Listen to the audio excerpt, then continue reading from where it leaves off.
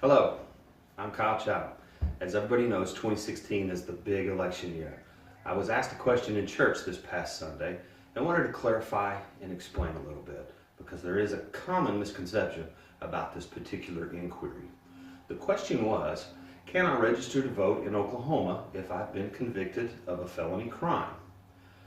Well, before we get into this, let's first understand what constitutes a felony and a misdemeanor in Oklahoma. An individual convicted of a felony crime by a court of record is known as a felon. In Oklahoma, where the felony misdemeanor distinction is still widely applied, felony is defined as a crime which is punishable by death or imprisonment in a state penitentiary. Oklahoma defines a misdemeanor very generally. A misdemeanor is any crime which is not a felony. Go figure. A general rule of thumb is that misdemeanors are generally crimes which are punishable by 1 year or less in the county jail. Now, with that said, ask anybody nearby whether ex-convicts have the right to vote, and the majority of the answers will be a resounding no. In actuality, ex-felons can vote in Oklahoma as long as they are not currently incarcerated, on parole from a felony conviction, or on probation, or serving a suspended sentence, or have been judged incapacitated. A patchwork of state felony disenfranchisement laws exist, varying in severity from state to state, and they prevent nearly 6 million Americans with felony convictions from voting. Confusion about and misapplication of these laws de facto disenfranchise countless Americans. Well, what does being disenfranchised mean, you may be wondering?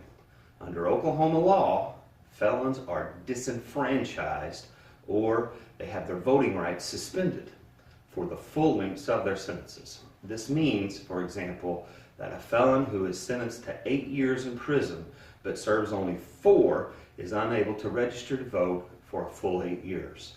About 1.8% of Oklahomans, that's 51,491 people, are unable to vote due to felony disenfranchisement.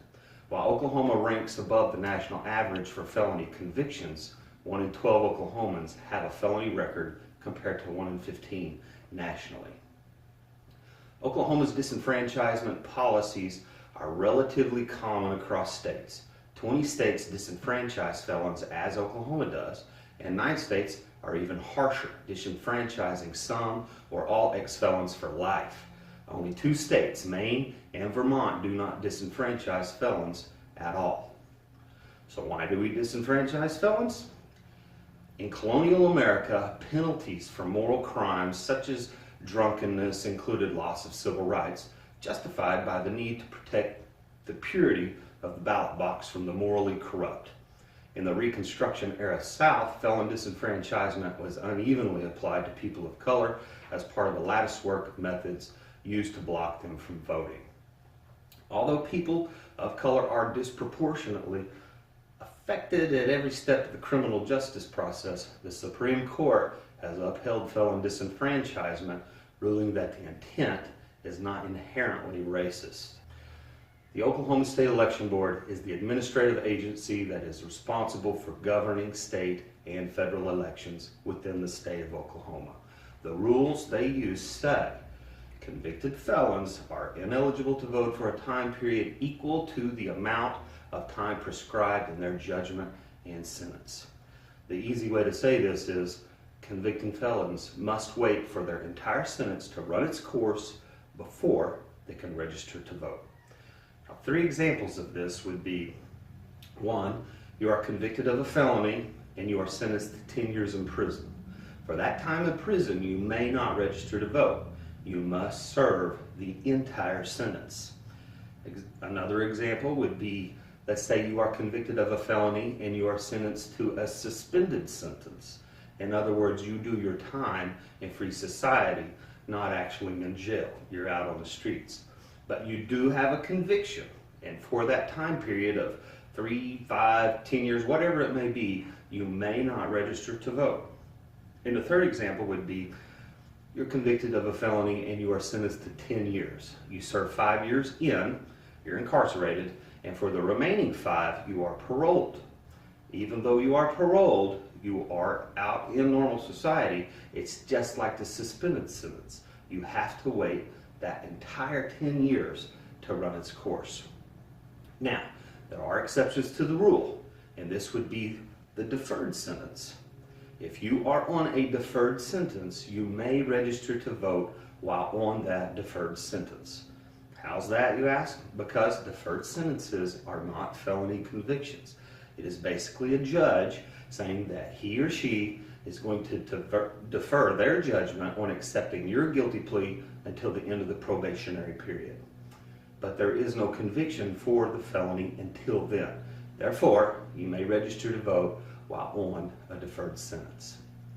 Another example to the exception is the receipt of a full pardon. If you've been fully pardoned, then the penalty for your offense is waived. This means you have been restored to full citizenship.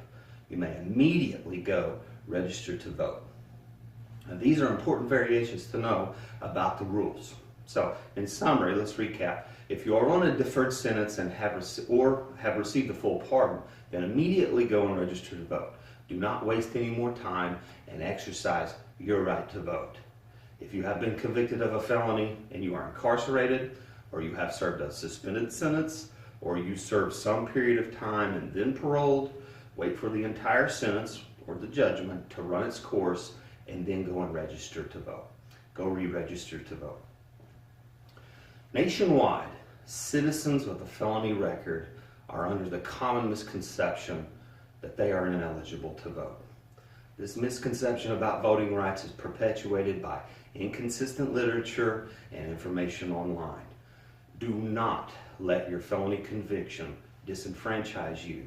And remember, it's like my pastor says, we've all done a piece of stupid. Things we are embarrassed of or ashamed of, and none of us are innocent. We all fell in the flesh, and there was only one perfect man to ever walk this earth. Do your time and then re-register to vote. It is your right as an Oklahoman to do so. Let your voice be heard. Having a felony record should not mean Oklahomans lose all their ties to their families, neighborhoods, and communities.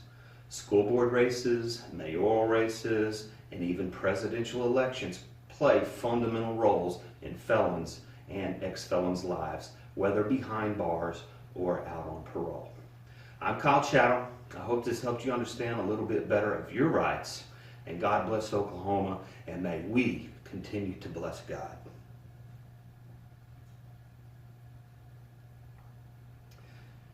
There is a disclaimer for this video. This video is for general information purposes only. I am not an attorney. The information in this video is not guaranteed to be complete, accurate, or up to date since laws are subject to change.